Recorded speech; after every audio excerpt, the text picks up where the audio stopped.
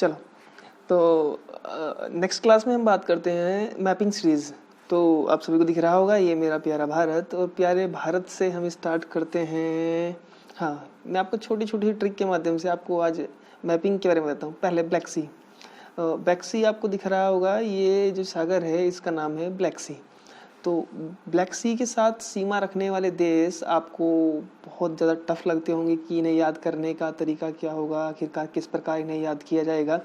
तो एक छोटी छोटी ट्रिकों के माध्यम से मैं आपको जस्ट सेकंड में ही बता दूंगा कि किस देश की मैपिंग या किस देश की सीमा किससे लगती है। तो ब्लैक सी आपको दिख ही रहा होगा, और ब्लैक सी से थोड़ा ऊपर अगर हम जाएं तो ये आपको दिख रहा होगा, इसका जो सागर है ये छोटा सा सागर, इसका नाम है Sea of Azov. Sea of Azov, Azov सागर।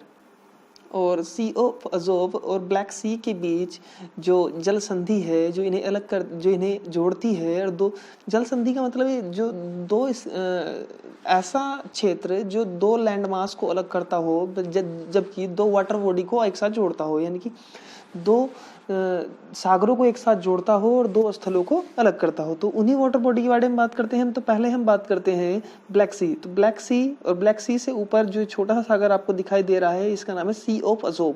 तो मैं आपको बताता हूँ कि यूपीएससी की मैपिंग करने के लिए आपको किस प्रकार की प्रिपरेशन की जरूरत है।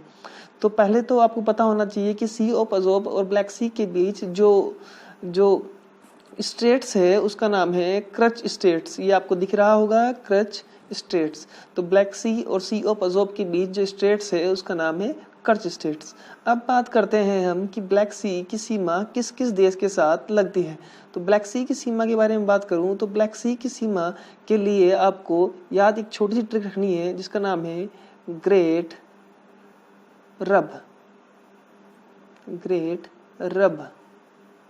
तो ग्रेट रब का मतलब जी से जॉर्जिया, जी से आप याद रख सकते हैं जॉर्जिया, और आर से आप याद रख सकते हैं रूस, और टी से आप रख सकते हैं तुर्की, जो आपको दिख रहा होगा। मैं बताता हूँ आपको ग्रेट रब। ग्रेट रब का मतलब एक बार फिर मैं आपको नोट कर दूं, जो बच्चे लिखने से छूट गए हैं उनके बारे में।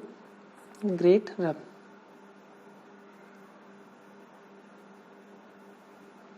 तो आपको बता दूं ग्रेट रब मतलब G for Georgia, R for Russia, T for Turkey, दूसरे आर फॉर यानी सेकंड जो आर है उसका मतलब है रोमानिया, यू फॉर यूक्रेन, और जो बी फॉर उसे बोलते हैं बुल्गारिया। तो बुल्गारिया, रोमानिया, जॉर्जिया, तुर्की और रूस और यूक्रेन, ये सब सीमा रखते हैं किससे? ब्लैक सी से। तो आप सभी को इन 6 कंट्रियों को याद करने का तरीका सिंपल सा आपको याद रखना है, एक छोटी सी ट्रिक जिसका नाम है ग्रेट रब। अब हम अगले सागर के बारे में बात करते हैं। तो ब्लैक सी हमने देखा, शुरुआत में हमने बात की थी सी ऑफ अजोव। तो सी ऑफ अजोव की सीमा सिर्फ 2 देशों के साथ लगती है, एक का नाम है रशिया और यूक्रेन। रशिया और यूक्रेन, ये आपको जो छोटा सा पार्ट दिखाई दे रहा है, इसी पार्ट पर कब्जा किया था रशिया ने। ये जो आपको मैं दिखा देता हूँ, ये सर्कल करता हूँ, ये जो पार्ट है ये रशिया से युद्ध करने के बाद, जिसे हम क्रीमिया बोलते हैं, 2014 में ये क्रीमिया का पार्ट जीत लिया था रशिया ने, और इसी कारण उसे G8 से बाहर कर दिया गया था। तो ये छोटा सा पार्ट क्रीमिया है। और अब अगर हम देखें तो ऊपर ये सी ऑफ अजोव, ये क्रच स्टेट्स जो यहाँ से अलग हो रही है, और इससे नीचे ये यहाँ से ब्लैक सागर। और अब हम बात करते हैं नीचे, तो एक क्रम बन के चलना है नॉर्थ से साउथ। तो हमने शुरुआत में बात करी सी ऑफ अजोव, उसके बाद क्रच स्टेट्स, उसके बाद ब्लैक सी। अब थोड़ा सा हम देखते हैं इस्तांबुल। तो इस्तांबुल पर अगर हम ध्यान दें तो इस्तांबुल ऐसी कंट्री है जो यूरोप व एशिया दोनों में फैली हुई है, यानी कि तुर्की ऐसा देश है जो यूरोप और एशिया दोनों में है। साथ साथ अगर हम किसी प्रॉपर एक देश की बात करें तो इस्तांबुल ऐसी कंट्री है जो यूरोप और एशिया में है। इसके बाद हम बात करते हैं कि नेक्स्ट अगला सागर क्या ना है। तो अगले सागर पर बात करें तो ये छोटा सा सागर जो आपको दिख रहा है, इसका नाम है Sea of Marmara. Sea of Marmara आपको दिखाई भी दे रहा होगा, ये सी ऑफ मरमरा है। अब हम बात करते हैं सी ऑफ मरमरा और ब्लैक सी को जोड़ने वाली स्टेट का नाम। तो आपको दिख रहा होगा इस्तांबुल एक ऐसी कंट्री है जो एक स्टेट्स पर मौजूद है। तो इस स्टेट्स का नाम जनरल्स, और इस स्टेट्स के बाद आपको दिखाई देगा सी ऑफ मरमरा के बाद अगर आप यहाँ से निकलें और सी ऑफ मरमरा के बाद आप देखें तो ये सागर आता है, इसका नाम है Aegean Sea. Sea of Marmara के बाद अगला सागर एजियन सी, ये आपको दिखाई दे रहा होगा एजियन सी।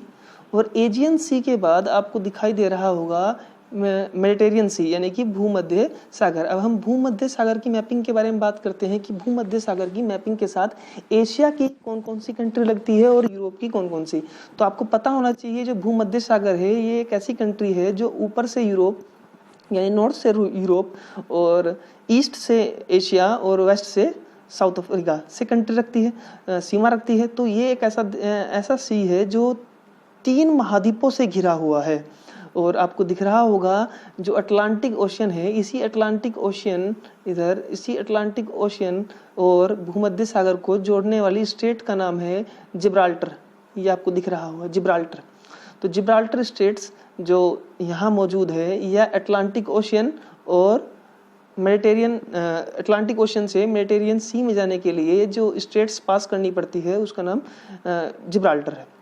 अब हम बात करते हैं कि आखिरकार जिब्राल्टर किस किस के बीच में है। तो जिब्राल्टर नॉर्थ में स्पेन और साउथ में मोरक्को, स्पेन और मोरक्को के बीच जिब्राल्टर है, यानी कि 2 लैंड मास जो अलग हुए हैं उनका नाम है स्पेन और मोरक्को, जबकि 2 वाटर बॉडी मेडिटेरियन सी और अटलांटिक ओशन साथ साथ जुड़े हुए हैं।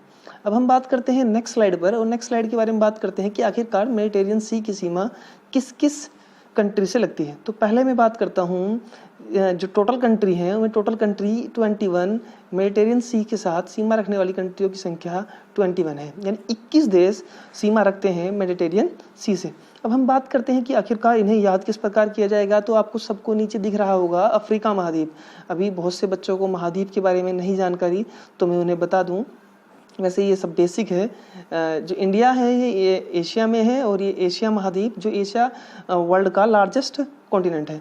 अब हम बात करते हैं, ये इधर आपको दिख रहा होगा उत्तरी अमेरिका के जस्ट बाद दक्षिण अमेरिका, और दक्षिण अमेरिका के इस साइड ये अफ्रीका महाद्वीप और ये यूरोप महाद्वीप, और नीचे आपको दिख रहा होगा ऑस्ट्रेलिया महाद्वीप, और जो साउदर्न मोस्ट है उसका नाम है अटलांटिक महाद्वीप।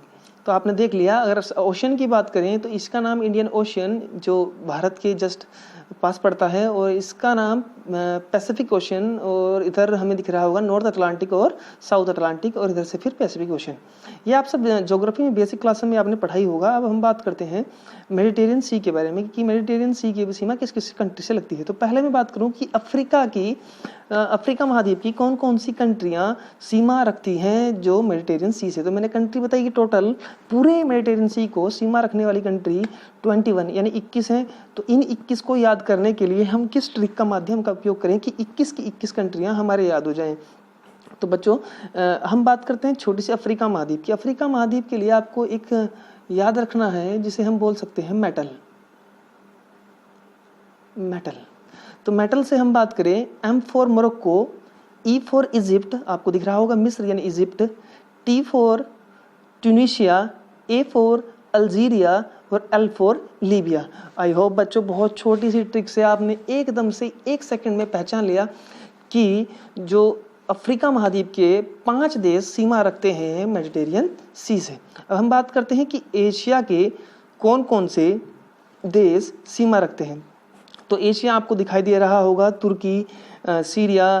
तो देखते हैं, बाकी आप देखने अभी एक छोटी सी ट्रिक किस प्रकार याद करने की।